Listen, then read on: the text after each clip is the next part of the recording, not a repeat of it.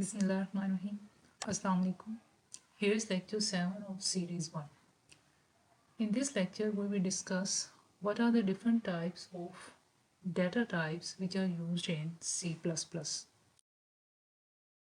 Here is the outline of today's lecture in which we will discuss different data types of C program, that is integer data type, floating point data type, character data type, and then we will demonstrate through coding examples. C provides three main data types for variables. Means if you are declaring different types of variables in your C program, then for that declaration you need to type data type. So there are three main data types. The first one is the integer, means if your variable contain integer type values, then it will fall under a data type which will be called as integer data type. The next one is the floating point, mean if your variables contains values that are floating point, then you need to declare your that variable as floating point data type. And the next one is the character data type or the character variables. Means if your variables contains character types, constants or weather variables, then you need to insert a data type that is character. Now the first one is integer data type. If your variables contains integer values, then the way to declare that variable will be shown like this one.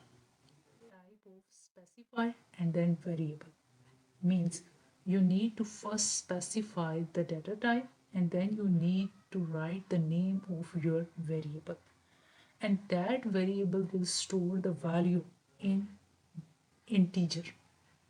For example, if you are writing a variable name that is sum. Now if you recognize the previous lecture,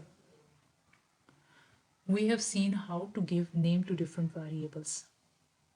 So sum is basically a variable name. Now sum will always contain or will store a value which will be integer type.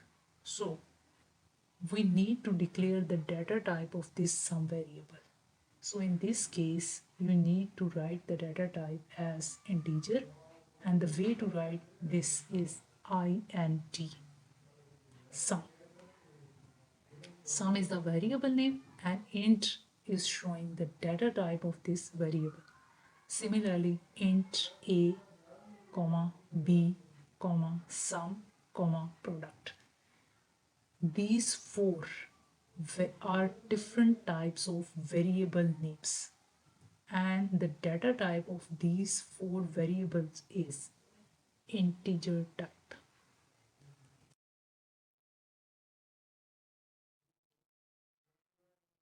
Now the declaration of these integer variable begin with the different types of qualifiers. They are normally in C++ called as short, long, unsigned or signed.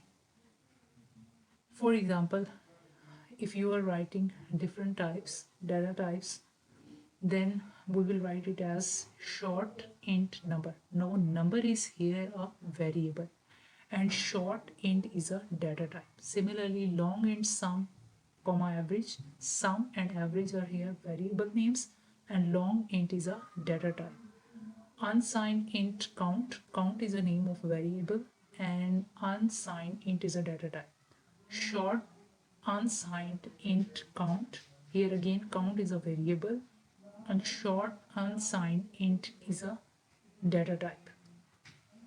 Now these short, long, unsigned and signed, they are differ on the basis of number of bytes or their range. Here is a table which is showing the variable declaration, the number of bytes which these variable are reserved, and their range. Floating point data type. Floating point variables are used for storing floating point numbers. Floating point numbers are stored in memory in two parts. The first part of the number is called as mantissa, and the second part is called as exponent.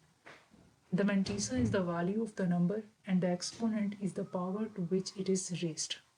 For example, if we are declaring different types of floating point variables in our code, then the way to declare these will be float, base, comma, height. Now here base and height are the names of variables, and the data type of these variables is float. Similarly, double float a, comma, b, comma, total. Here a, b and total are the different names of variables, and double float is indicating the data type of these variables. Similarly, long double float size, comma, x, comma, y. Here again size, x and y. These are three different variables, and the data type of these variables is long double float. Again, these data types variate from each other on the basis of number of bytes and the range. Here is a table which is showing the variable declaration, the number of bytes which they reserve, and their range. Character data type. Now, if you are going to use a variable or going to declare a variable which will store your input or output in the form of characters, then you need to declare the data type of that variable. So for that purpose, you will insert a character data type. So character variables are used to store only character constants.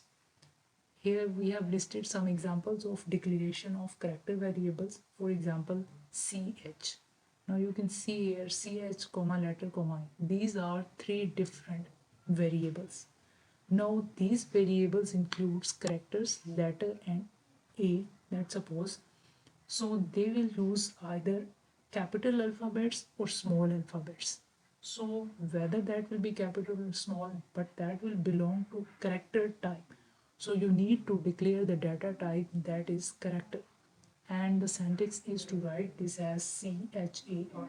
Means if you are declaring your variables which are character type, then you need to insert char at the start of your variable's name. A character variable can store only one character. The compiler sets aside 1 byte of memory for storing a character in a character variable.